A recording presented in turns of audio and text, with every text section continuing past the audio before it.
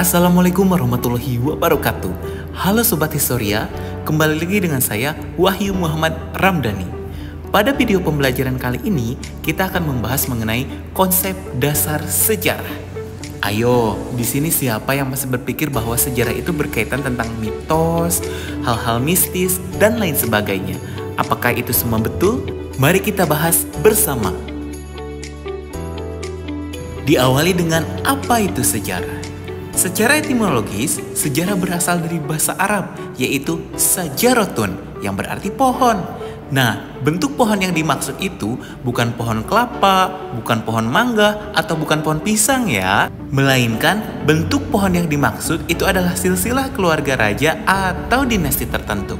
Dari bahasa Arab tersebut, kemudian diserap ke dalam bahasa Melayu, menjadi syajaroh. Kemudian diserap kembali ke dalam bahasa Indonesia menjadi sejarah. Lalu, bagaimana pengertian sejarah berdasarkan para ahli? Yang pertama, ini ada Ibnu Khaldun yang merupakan salah satu tokoh sejarah di abad pertengahan.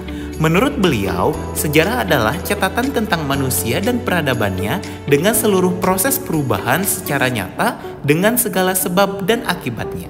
Dalam hal ini, Ibnu Khaldun menekankan bahwa sejarah akan berkaitan tentang manusia dan peradabannya, serta terjadi perubahan dan adanya sebab akibat dari setiap peristiwa yang terjadi. Yang kedua, ada pengertian sejarah berdasarkan tokoh dalam negeri, yaitu Bapak Ruslan Abdul Ghani.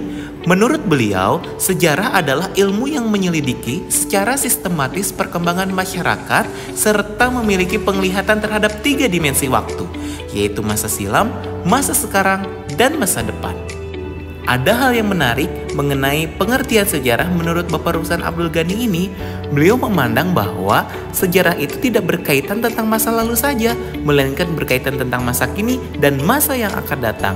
Wah, kira-kira apa ya kaitannya mengenai belajar sejarah dengan kehidupan di masa lalu, masa sekarang, dan masa yang akan datang? Selanjutnya, kita akan membahas mengenai sifat-sifat sejarah. Dalam hal ini, sejarah memiliki 3 sifat, yaitu unik, penting, dan abadi.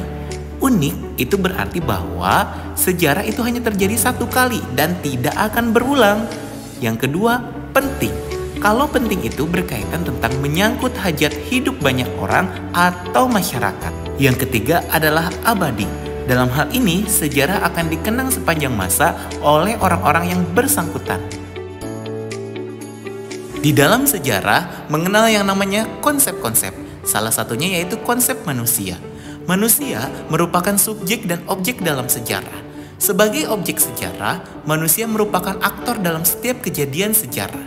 Sedangkan sebagai subjek sejarah, manusia berperan merekonstruksi sebuah kejadian menjadi sebuah kisah atau cerita.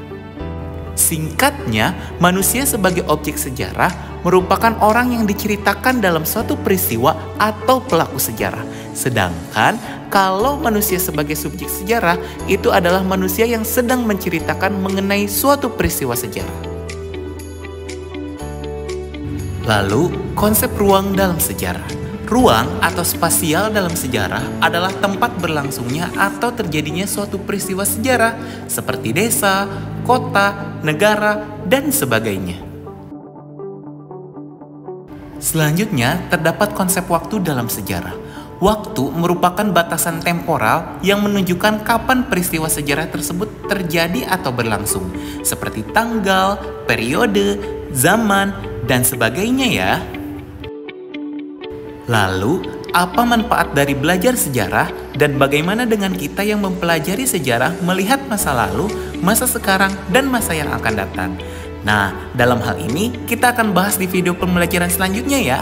Bye-bye. Wabillahi taufiq wal hidayah. Wassalamualaikum warahmatullahi wabarakatuh.